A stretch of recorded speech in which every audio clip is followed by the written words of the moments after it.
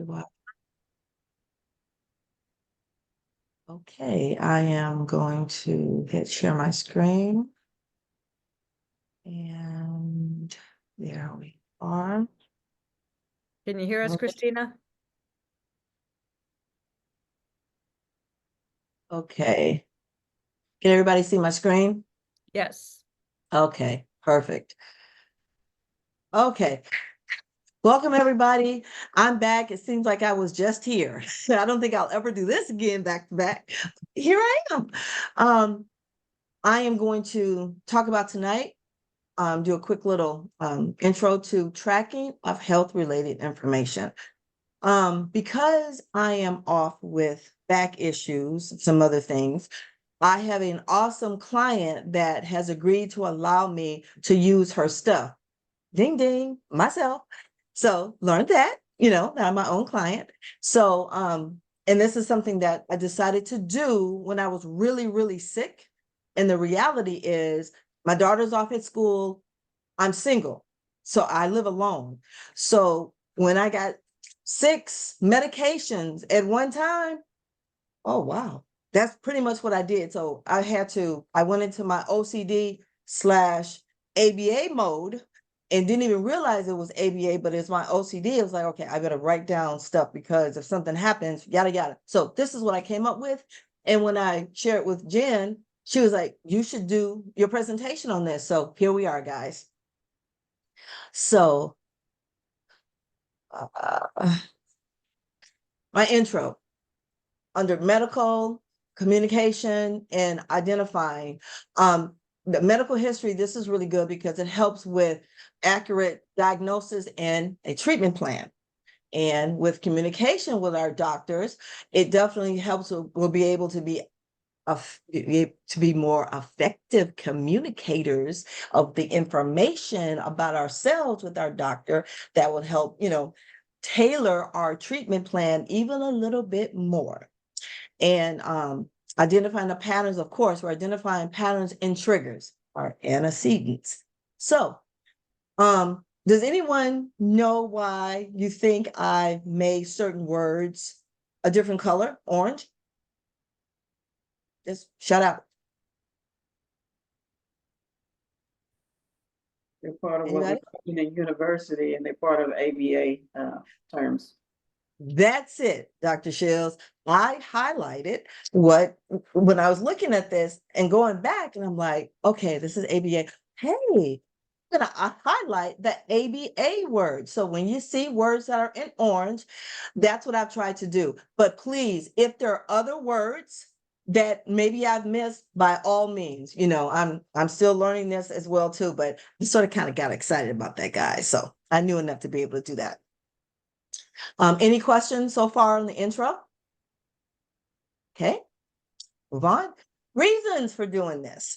Of course, early detection and intervention. Early identification of observations of our potential health issues, because we're catching stuff. If we're, jotting some things down, the doctor might look and go, oh, you're having this. When did you start having this? All because our observation, we're writing what's going on down with ourselves. We're like self-assessing ourselves. Treatment monitoring, it will help with adjusting the treatment plan based on what we've noticed, what we've written down, and our symptoms. So once it's an old saying in special ed, and I'm sure we all know it, if it's not written down, it didn't happen. So when it's written down, you get a whole different dimension of seeing something, it becomes concrete instead of abstract. And if anyone is like me, I am a concrete learner, not an abstract learner. This is my first time, to be honest, that I didn't print this presentation to really look at it again. I'm really crazy like that. I have to print it off and then look at it and read it. Then I was like, oh, okay, it's in my hand, it's good. This time I think I graduated to a little level. I didn't have to do that. So then last is our quality of life assessment, because we're tailoring the interventions to improve overall well-being and our quality of life. So by us being an active part of this, we're helping to, look at this we're part of this treatment plan when it comes to our health. And I mean, I don't know about you guys. I think I got everybody by a couple of years. This is really, really important as we age.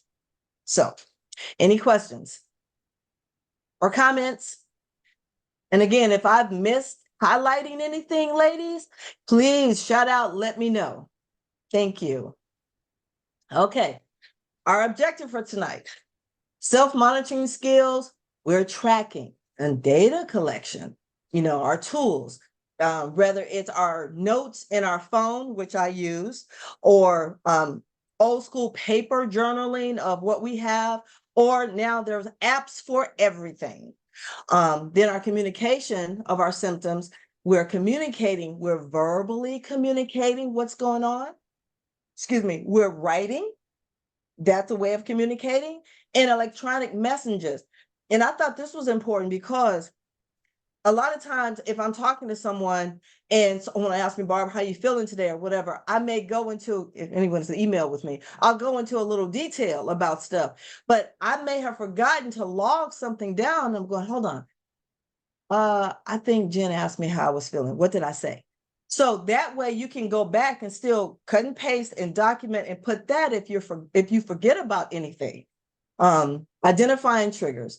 Of course, our antecedents. Some specific foods may cause, headaches, may have too much salt in it or anything like that. Or our activities, when it's 120 degrees outside here in Texas, may not be a good idea to go walking after 9 a.m. And you may come home and you notice that you have a headache. So maybe I should walk later in the evening and see if that will help with the headache. And any other environmental factors, smells, people that are in the room, just so many other different things. So here, I purposely did not highlight my words. So does anyone want to give a stab at the first line? What do you think is an ABA term or word? Data collection, tracking. Very good. Very good. Thank you. What about number 2, communication of symptoms? Verbal communication, symptoms. Okay. And anyone else want to tackle the last one? Antecedents. Very good. Okay. Awesome. They're moving on. Any questions, ladies? Okay. Exercise. Think back to the last time you guys experienced any type of symptom from an illness. Nose bleed, toe, you jammed your toe, toothache, headache, whatever it is. And what do you remember about the symptom? And if you did record it, was recording it helpful? So I will take any volunteers. Take a moment to think about that. Yeah, so recently I was sick a few weeks ago, and I remember having to like keep track of like what was happening, like the sense of like, when did my symptoms occur? Like, what was I experienced? Like, how long did that happen? What happened before that? What happened after that? So things like that. I remember taking track of that, and then being like, if it got worse, like let us know, like how much ibuprofen or medicine I was taking. How many fluids I was taking. I remember doing that because I had some weird virus that we didn't know what it was. So we're like, right. Doctors were like, if it gets worse, let us know. But at this point, we did all the flu tests and all the strep tests, and we don't know you have. And so you have some variant. We'll find out soon. And so I just had to do a bunch of testing. So that was fun. So basically, they were like waiting for me to like, just come in with all these great answers. But because of that, while they're trying to figure out what was going on with me, I had to come in basically with like, this is what's been going on this week, this is what I've been doing to help it, this is what's helped, so it has not helped. So essentially that's kind of like, keeping data another way. Absolutely. Now let me ask this question.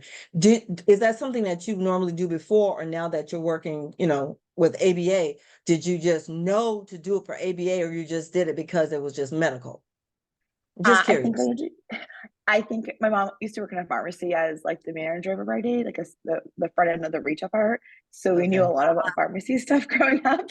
And my Okay. dad's side's full of nurses, so we just kind of like knew to watch symptoms. Gotcha. So I Okay. think that was a little more natural for me to like, oh, what are your Okay. symptoms? My friend's like, what do you mean?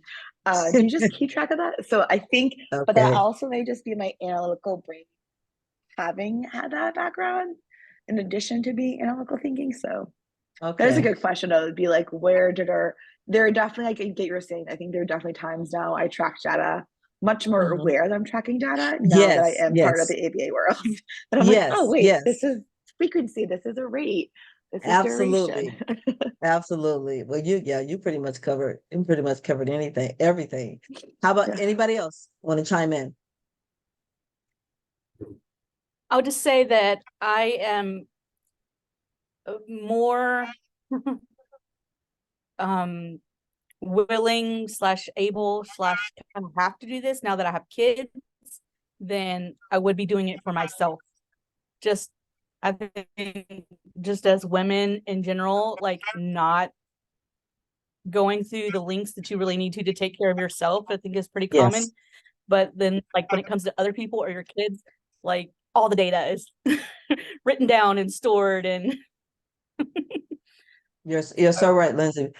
Absolutely. Absolutely. And there's another point I'll piggyback on that a little bit, but that is so, so true. As a mom, we take our temperature? No, we just gauge it, but our kids right away. I mean, we're just taking it real quick, but you're absolutely right. Okay. All right, I just guys. Well, I just started a daily vitamin and I was like, I need to monitor this to see if I'm getting results. I love it. I love it. So, okay. So this is kind of good for you, huh? Yeah, this All is right. I'm so glad to hear that. Thank you so much for sharing. Thank you. you're Okay, welcome. guys, let's move on. Okay, here's what I did. So I tracked how I was feeling. Excuse me if I'm coughing because I'm doing this out of the blue, and it still does that. Just out of the blue, I have this really bad cough. But when I went to the doctor and when I was given those 6 medications, I like really freaked out because I'm listening to the doctor and I'm going, okay, there's no way. There's no way in hell I'm taking 6 medications. But okay, I'm just hearing this. So I'm thinking, no. So I just knew I was going to have to track this. So of course, on the first day, I went to the doctor, I got the medicine, and I didn't take a medicine because I'm already taking an anxiety medication. So my concern was those 6 medications.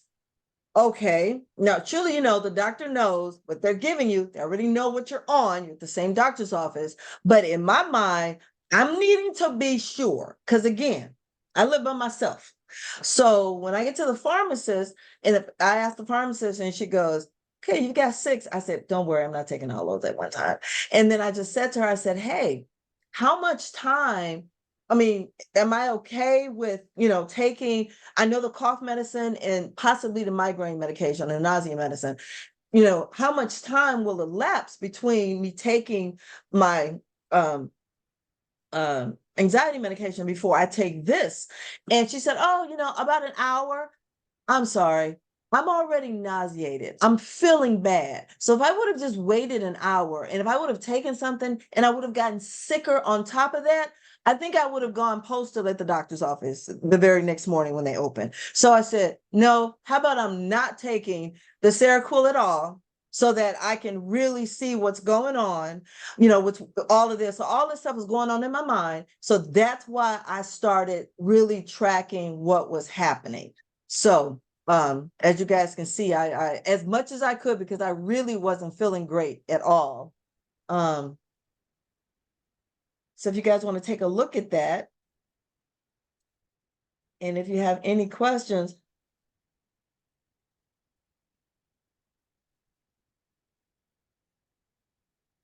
any comments? I mean, again, it wasn't, this is my first time really doing this like this detailed in my phone, but I also figured for emergency purposes, let me put it in my phone because if I have to call, the paramedics or anything, at least I'll take my phone with me. I'll stick it in my pocket my warm-up pocket, so that if they needed to see it, I could just give it to them than me trying to remember to take a notebook or anything. So Uh, any my question, questions or yes, Barbara, is when you were doing this, hi. Yeah, so my question for you, can you hear me?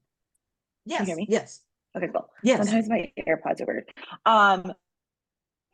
Is that when you were taking this data, did you notice any common themes throughout it being like temperature, what I ate or drank, or like things that would make it easier to group your data in the sense of like graphing later on, or just in the sense of like every day my temperature was this, every day my water intake was this, or every day I took my meds at this time?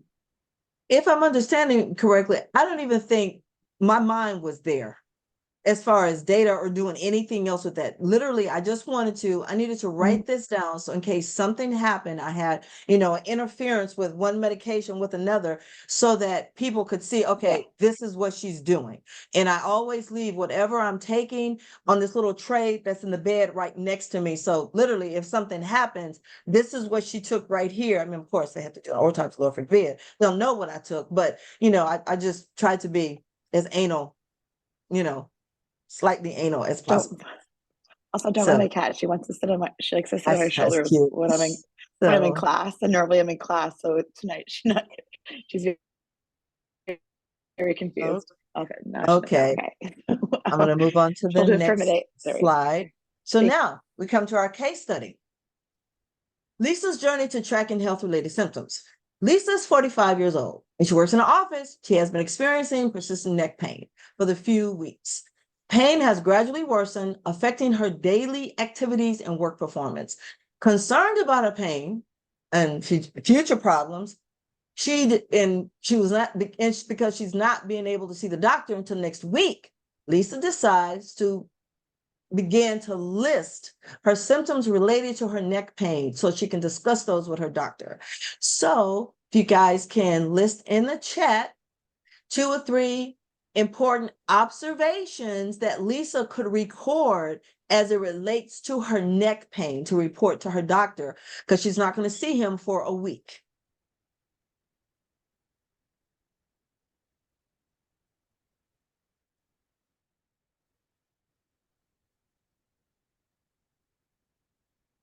Worsening pain, very good. Thank you, Jen.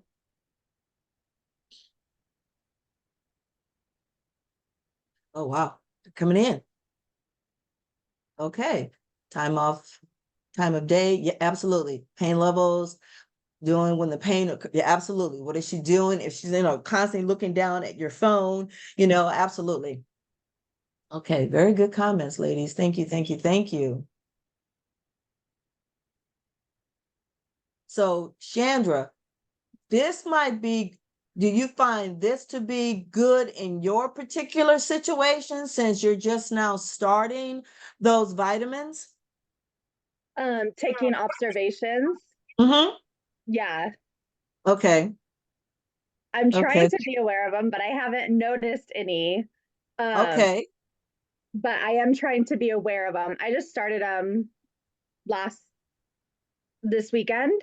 Mm-hmm. So I haven't noticed anything yet. I don't know how long it takes for vitamins to kick in, but Okay. it's just a daily Okay. vitamin. So I'm wondering if like overall I'll feel any different. Right, right. Well, that's good. You're taking your data. So that's awesome. Okay, let's move on. So I'm probably just gonna have time to just do this first video, ladies. And we're just gonna watch a little bit of it. And what's important. I'm sorry, skip this. Okay.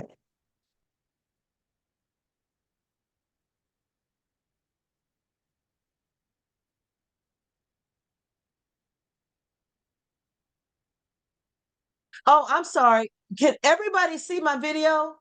No, we just see your Oh, slide. No. okay, You okay, might I'm stop sorry. sharing. There you go. There we go. I am so sorry. Okay. Make sure you That, share the sound. yes. Okay. I'm doing better. You're doing way better. Thank you. Okay. Where to go? Where to go? Okay. Can you guys hear it?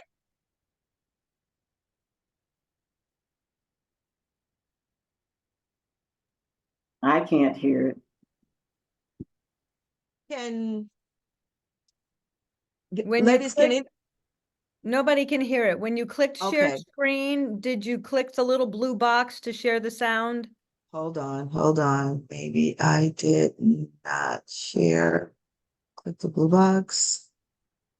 Share sound. Got it. Okay. Sorry, lady. Sorry. Okay. Now let's go. Back. Okay. Everybody Sounds can good. hear it now? Yep. Okay, thank you. You know, I guess just the simple fact is that health is so complex. You know, it's one of our research themes. It really is an umbrella in my mind to the other themes as we think about stress, as we think about sleep. Health is going to kind of be that umbrella term that really covers almost everything we want to look at in the lab. So in some regards, it's more than a theme. It's sort of an essence of what we're doing. And again, I think the idea of why is health so important?